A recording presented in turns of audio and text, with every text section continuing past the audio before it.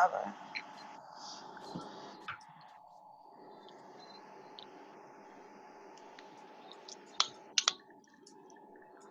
So I'm gonna go over real numbers quickly and then learn some of their properties. And after this, we'll introduce algebraic expressions. Okay, so let's first see what real numbers are and break them down into subgroups. And after that, we're gonna learn some properties and rules that apply to these numbers. If you have background noise, please mute your mics and unmute them when you're ready to talk. Okay, so real numbers basically are all the types of numbers you might know. It could be, let's say, a positive number, could be a negative number, it could be a fraction, or it could be a decimal, maybe a radical number, for example, radical 3, even a constant, like for example, the number pi, which we're gonna get to later.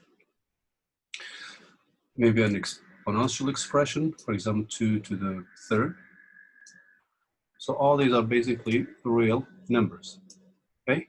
All the types of numbers you might know in any form or sign are called real numbers. Unless you're thinking about complex numbers, that's a different group. That's a group that has all this and some other numbers that we call complex numbers, okay? But in this class, in this algebra class, I'm only talking about real numbers. That's the group we're gonna be talking about.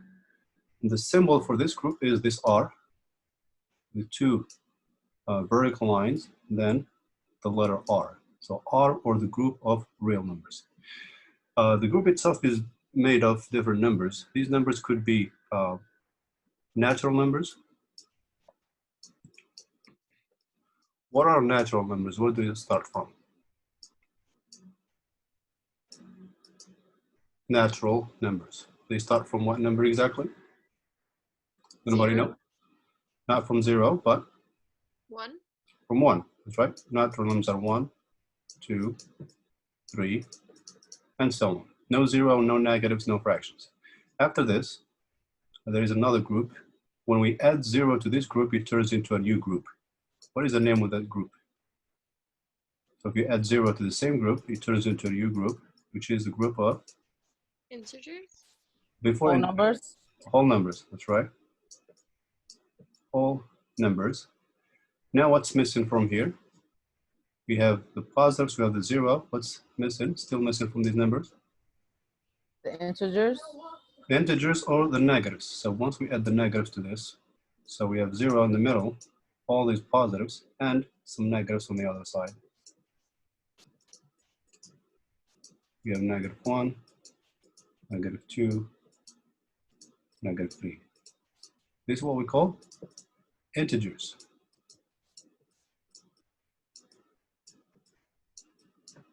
Integers. Okay, notice that they have both positives and negatives and 0 in the middle. The next, what is still missing from this set of numbers that we haven't covered yet in these subgroups? Rationals? Rationals and Irrational.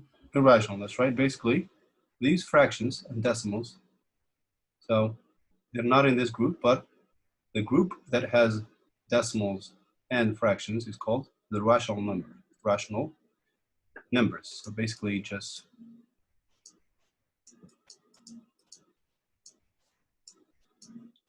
rational numbers are basically all these, all the above, and some more.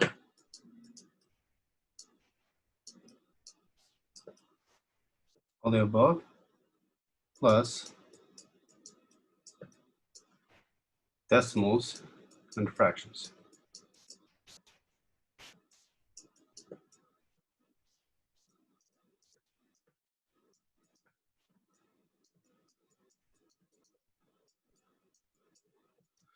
Okay, but not all the decimals, not all the fractions. It has to be an ending or repeating decimal.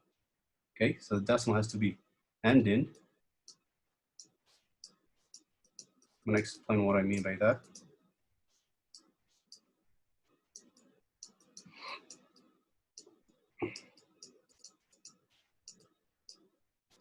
keep it in decimals.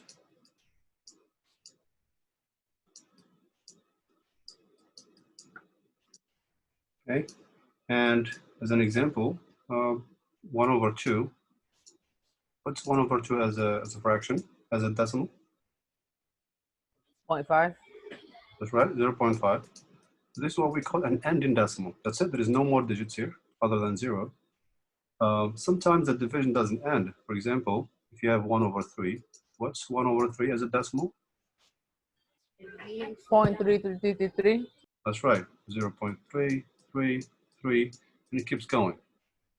Keeps going, what we call repeating decimal. So 3 keeps repeating. Okay, that's what we call a repeating decimal. And this one here is an ending decimal. It ends, there's no more digits here. It could be one number that repeats. It could be 2, it could be 3. For example, it could be something like this: 5, 7, 5, 7, 5, 7, and so on. As you can see, there's a pattern here. Could even be more than 2, could be 3 numbers that repeat, or 4 or 5. So that's a rational number. Okay, it's not natural, it's not whole, it's not integer, it's rational because it's a decimal, and that decimal ends or repeats. Okay, so whenever you divide a fraction, if it ends in one of these, it's rational. What if this doesn't end and it does not repeat? The opposite of this doesn't end and it doesn't repeat. What would the group be called? The opposite of rational would be Irrational. That's right, that's the last group. That's the other group of real numbers. So that's irrational. What's an example of an irrational number? Pi. Say it again. Pi. Pi. Very good. Pi is an irrational number because, again, it is A non-repeating or non-ending number. exactly. If you put pi in a calculator, it will give you. There's always a button for pi in the calculator. You'll see all the digits. So it's 3, 14, 15, 59,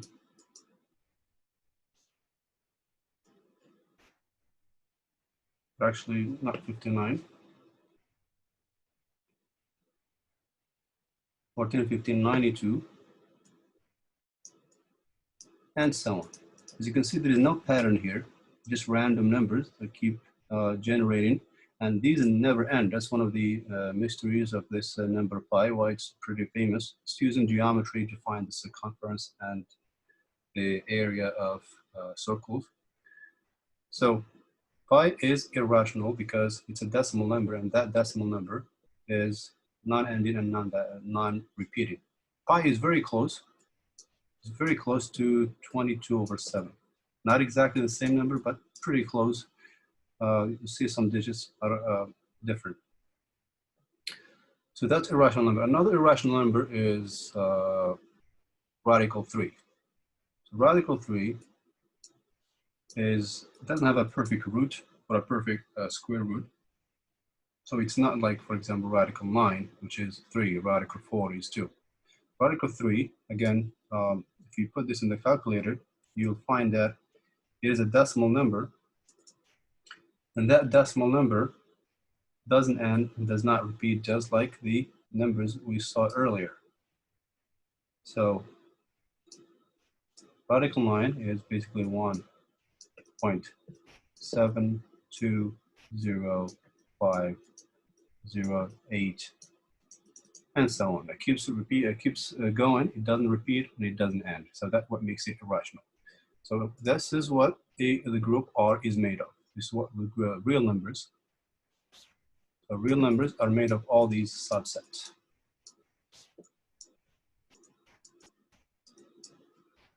Again, the symbol is this R with 2 vertical lines. So it's made of all these subsets or subgroups, so natural, whole, integers, rational, and irrational. So now that we know what real numbers are, let's see, we're going to study some properties and some rules that apply to these numbers. Let me scroll down a little bit. So let's call this properties of real numbers. Let's go to R4, the other second unit.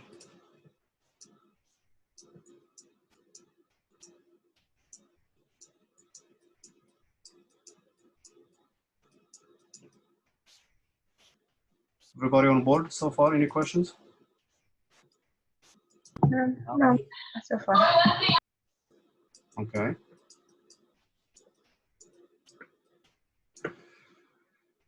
All right, so the first property we're going to learn about the real numbers is what we call the absolute value. So let's call this maybe number 1. Okay, absolute value. Does anybody know what an absolute value is? Or what does it do?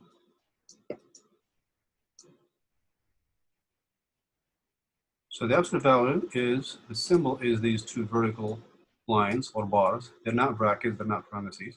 And there's something inside those brackets, for example, -3.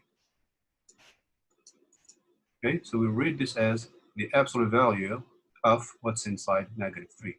What's the absolute value of -3? 3. 3, that's right, or +3. What's the absolute value of, let's say, +5? +5.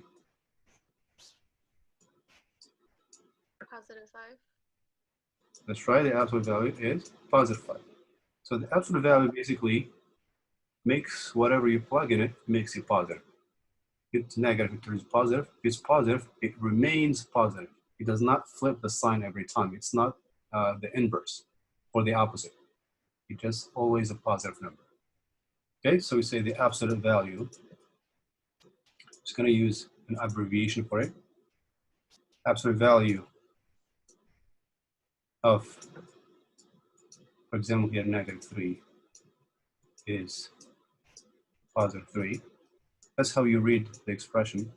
And for the second one, so the absolute value of +5 is the same. It remains positive.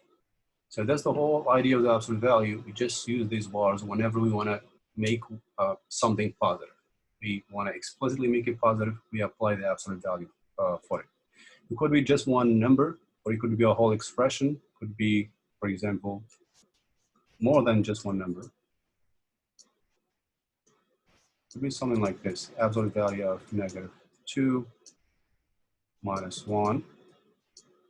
Okay, so in order to get this, just like with the order of operations, first you want to turn this, you want to simplify the inside, just like parentheses. So first we're going to evaluate -2 minus 1, which is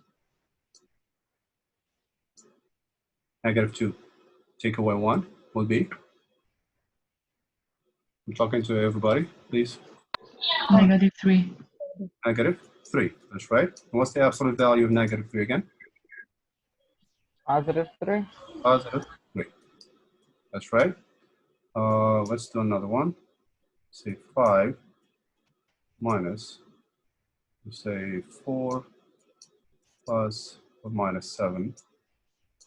To evaluate this or simplify this, again, this is absolute value. It's not ones, it's not brackets.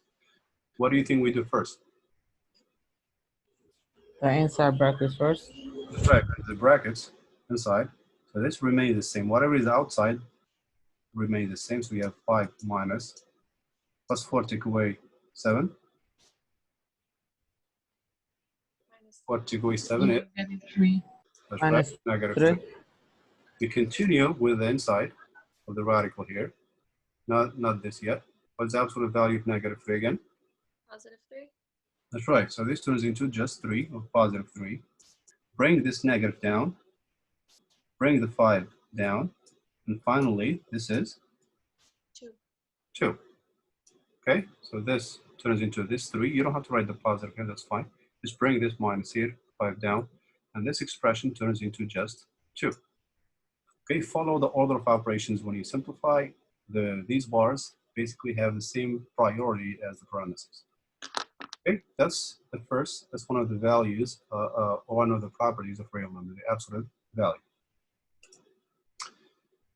Okay, let's see another one. another property. This will be what we call the we're going to do that and that one later. The opposite and the inverse, another property. We can do that later. It's a little similar to this, but now let's do what we call the. Or before I give you the name, let me see if you can figure it out. So property number 2. So when you add two numbers, for example, 2 and 3, the order in which you put the numbers doesn't matter. It could be 2 plus 3 or 3 plus 2. The result is the same. Same thing with multiplication. You could do 3 times 4, which is the same as 4 times 3, which is 12. What is the name of this property that allows us to basically shift to the positions of the numbers and still get the same result? It applies to addition and multiplication. What do you think the name of that property is? Commutative property? Exactly, that's the commutative property. Basically just commuting or switching the positions and the result is still the same. So commutative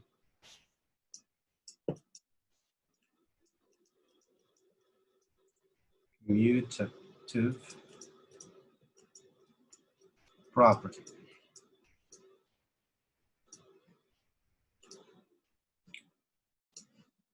Okay, so that applies only to addition, so the commutative property of addition, and this one is of multiplication. It does not apply to subtraction.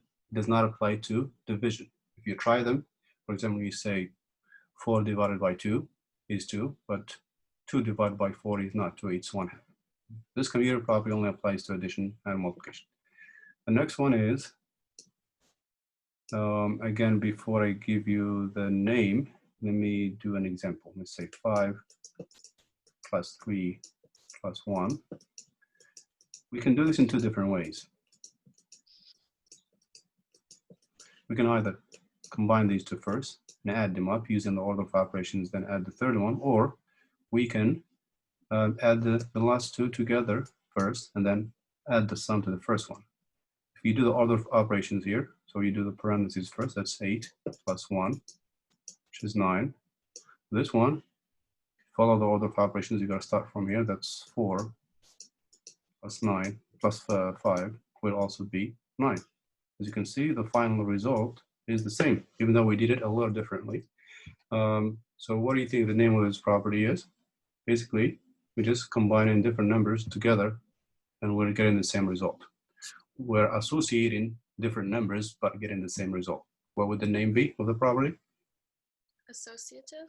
That's right, so associative, because we associate these, here we associate these two, so we call that the associative property. Associative. Everybody, please, if you have any questions at any point, please feel free to ask. Okay, and mute your mic and ask if anything is not clear. Again, this applies to addition. So this whole thing is, we call it the associative property of addition. And we have one that applies to multiplication as well, same way. So if you want to do this multiplication, for example, it could be done in two different ways, but the result will be the same. First one, let's maybe associate these two. Second one, let's associate these two instead. The order of operations, what do you do first here?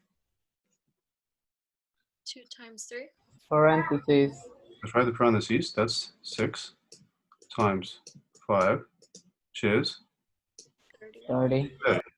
And over here, where do you start from? Parentheses. That's right, it's 15 times 2, that would be also 30. Okay, so that's what we call the associative property of, this one is of multiplication. This is the additional one. Okay, associative property, we have a couple more properties that apply to real numbers. Number 4. Number 4 you're all familiar with, you all know it. Let's say we have 3 times, I don't know, 2x plus maybe 4. So 3 multiply inside parentheses 2x plus 4. What do you think this is equal to?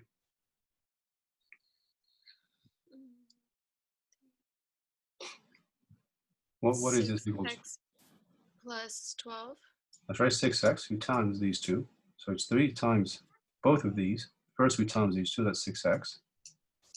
Then positive times positive 4. Positive 3 times positive 4 is positive 12. Basically, we multiply it, or what is another name for this property? Distributive. Exactly, so it's the distributive property. It's basically a multiplication, so the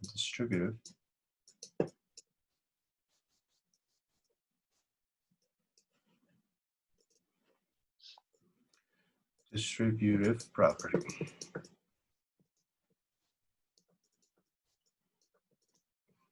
Okay, be careful when you have a minus, could be something like this sometime. Let's say negative 4x plus 5. When you see a negative in front of the parentheses, you think of that as what? As 1. One. 1. That's right. And then you just distribute the same way we did here. So be careful with the signs. You want to multiply the signs first. So the first multiplication, as you can see, it's a negative times a negative. That will be, Positive. right, positive 4x. Then you have a negative times positive. This time would be a negative 5. Okay, so that's what the distributive property is. You just multiply the number in front of the parentheses by all the numbers inside. It could be 2 numbers here, it could be more. But be careful with the signs. Multiply the signs first. It's not always the same sign here. This sign is not always the same. As you can see, it turned into a negative because we have to multiply it by the first number. Okay, number 5. The other property is what we call the inverse property.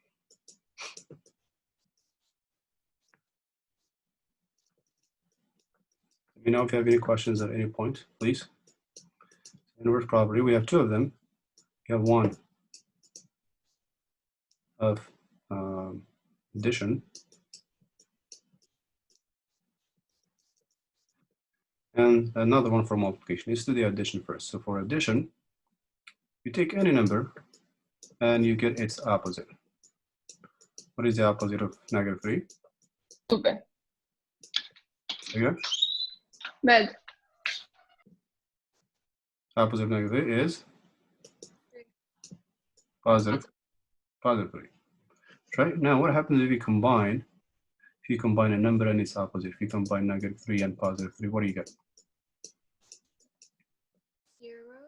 0. That's right. A number and its opposite, they cancel each other out. For any real number x, let's say positive x. For any real number x, what is the opposite of positive x? Negative x. Negative x. And again, what happens if you combine a real number with its opposite? Real number with its opposite, the result would be 0. Okay, this is what we say, they cancel each other out. When you simplify expressions, you say they cancel each other out because it's the same number, but the values are different. They have the same absolute value, but the signs are different. So they cancel each other out. So this is basically what we call the inverse property of addition. Okay, we have another one of multiplication.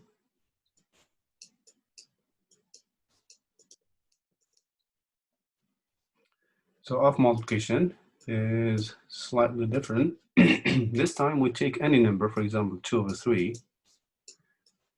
We don't get the opposite. So the opposite means we switch the sign. This time we get what we call the reciprocal.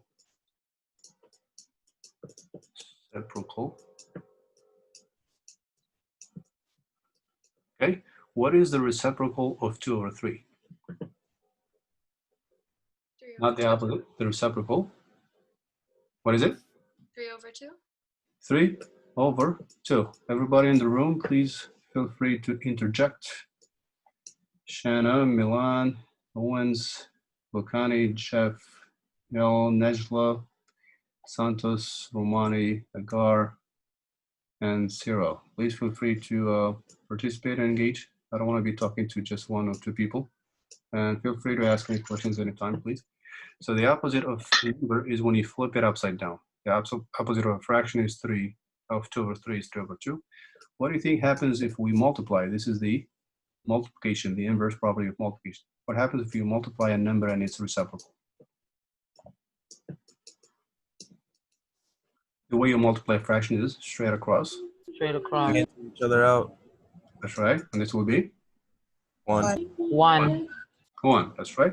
Regardless of the fraction, anytime you times a number by its reciprocal, it's always going to be the same thing over the same thing, which is 1. You don't even have to do the middle step. Just say 1. For example, if you have 27 over, I don't know, 41 times, what is the reciprocal of this fraction? 41 over 27. 41 over 27. That's right. And what's the result of this multiplication?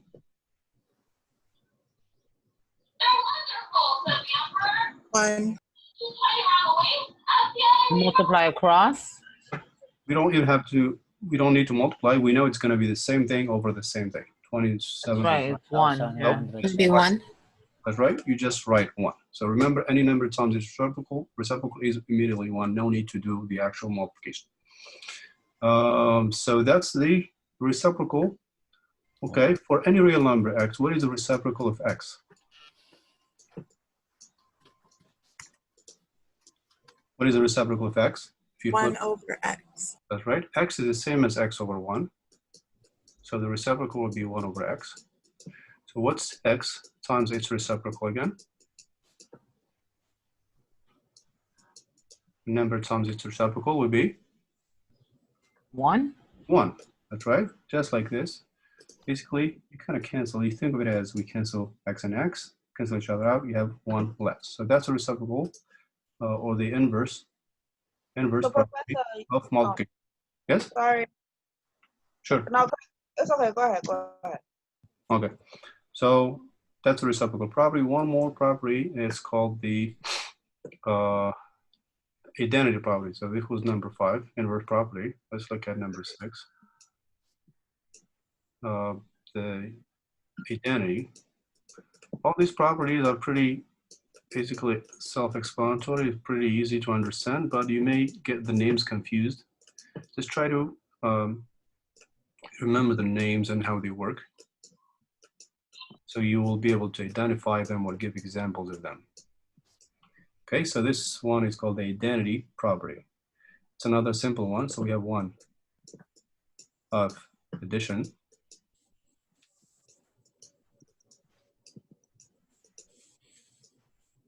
Basically, when you add for any real number x, any number, when you add 0 to it, does it change it? When you add 0 to anything, to any real number x, does it change it? It doesn't. Still will be the same. No. It will be x. Okay? So 0 does not change the result of addition. So we say 0 is the identity of addition. So 0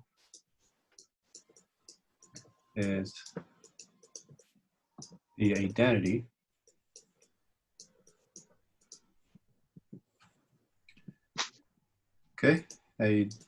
identity of addition. Identity as in this.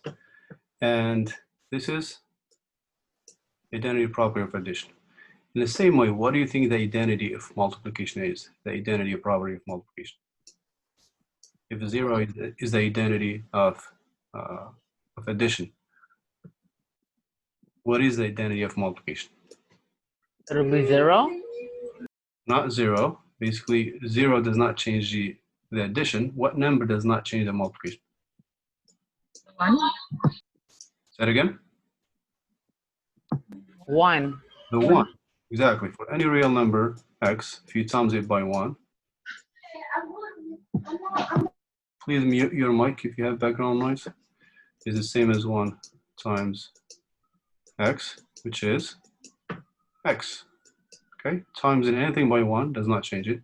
So we say 1 is the identity of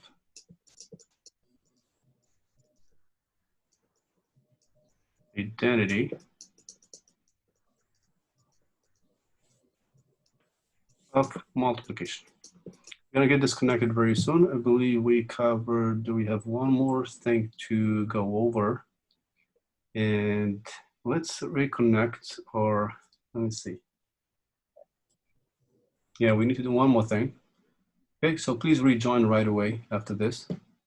We need to cover one more thing before we head over to Blackboard, okay? All right, so we have about 1 minute. Any questions about any of this so far before we get disconnected? Nope. Professor, are you recording this so I can always go back and watch it? Believe I am, yeah, I think I am recording. I'll